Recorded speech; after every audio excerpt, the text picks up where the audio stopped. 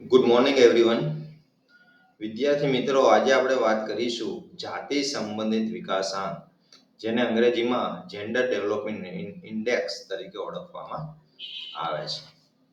હવે જાતિ સંબંધિત વિકાસાંક શું છે, એની અંદર કયા પેરામીટર્સ દ્વારા કયા માપદંડો જોવામાં આવે છે અથવા તેની શરૂઆત ક્યારથી થઈ, તો એની પર એક દ્રષ્ટિ કરીએ તો આપને ખબર પડે કે 1995ના માનવ વિકાસ અંગેના અહેવાલમાં આર્થિક વિકાસની એક અલગ માપદંડ તરીકે રજૂઆત કરવામાં આવી છે, જેને જાતિ સંબંધિત વિકાસાંક અથવા તો જેન્ડર ડેવલપમેન્ટ ઇન્ડેક્સ અથવા તો જીડીઆઈ તરીકે ઓળખવામાં આવે છે.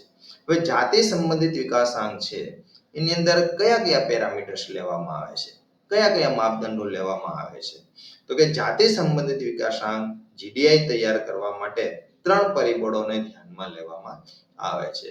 એમાં સૌથી પહેલું છે સરેરાશ આયુષ્ય, બીજું છે શિક્ષણનું પ્રમાણ અને ત્રીજું છે સરેરાશ આવક. હવે જાતિ સંબંધિત વિકાસાંક એની અંદર આપણે એક નક્કી કરી લેવું પડે, જોઈ લેવું પડે કે જાતિ એટલે કે સ્ત્રી અને પુરુષ.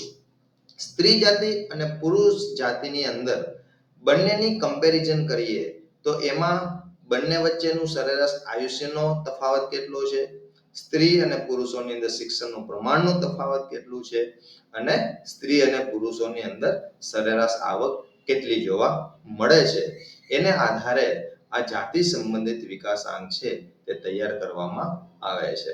દરેક દેશોની અંદર સ્ત્રી અને પુરુષ વચ્ચેનું સરેરાશ આયુષ્ય અલગ જોવા મળે છે.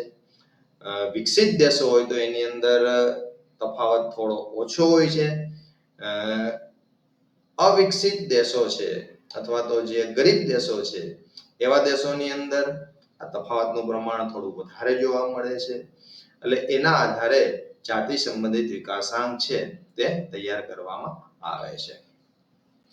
હવે આ આંક તૈયાર કરવામાં સ્ત્રી અને પુરુષના તફાવતને ધ્યાનમાં લેવાય છે. તફાવત તો કેવો તફાવત, તો કે સરેરાશ આયુષ્ય કે સ્ત્રી અને પુરુષનું સરેરાશ આયુષ્યની અંદર કેવો તફાવત જોવા મળે છે. શિક્ષણનું પ્રમાણ, પુરુષોમાં શિક્ષણનું પ્રમાણ કેટલું છે, સ્ત્રીઓની અંદર શિક્ષણનું પ્રમાણ કેટલું છે. પછી એની અંદર પણ વધારે આપણે વાત કરીએ તો ખબર પડે કે હાયર એજ્યુકેશન માટે અથવા ઉચ્ચ શિક્ષણ માટે સ્ત્રીઓનું અને પુરુષોનો તફાવત કેટલો છે, શિક્ષણનું પ્રમાણ કેટલું છે. અને સરેરાશ આવકની બાબતની અંદર સ્ત્રીઓ અને પુરુષોની વચ્ચે જેમ અસમાનતા વધારે હોય તેમ જાતિ સંબંધિત વિકાસનો આંક નીચો આવે છે. વિકસિત દેશોની અંદર કદાચ ને આપણે એવું કહી શકીએ, એવું જોવા મળતું હશે કે ભાઈ સ્ત્રી અને પુરુષની વચ્ચે આવકની અસમાનતા ઓછી હશે, પણ ગરીબ દેશોની અંદર અથવા તો અવિકસિત દેશોની અંદર આનું પ્રમાણ આપણે ઘણી વખત વધારે જોવા મળતું હોય છે. એટલે જાતિ સંબંધિત વિકાસાંક જ્યારે તૈયાર કરવામાં આવે છે ત્યારે મુખ્ય 3 બાબતોને ધ્યાનમાં લેવામાં આવે છે: સરેરાશ આયુષ્ય, શિક્ષણનું પ્રમાણ અને સરેરાશ આવક.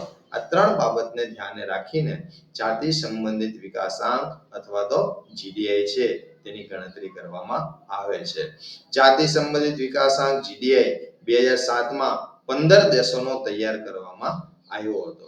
હવે અત્યારે તો 2025નો સમય આવે છે, તો અત્યારે ઘણા દેશો છે તે પોતાના દેશની અંદર આ પ્રમાણ જાણવા માટે અથવા તો જીડીઆઈ નો દર કેટલો છે એ જાણવા માટે અથવા તો એનું માપદંડ કરવા માટે તેઓ શરૂઆત કરી દીધી છે, અને એના આધારે ખબર પડે કે દેશની અંદર જીડીઆઈ નું પ્રમાણ કેવું છે. દરેક વિદ્યાર્થી મિત્રોનો ખૂબ ખૂબ આભાર. Thank you.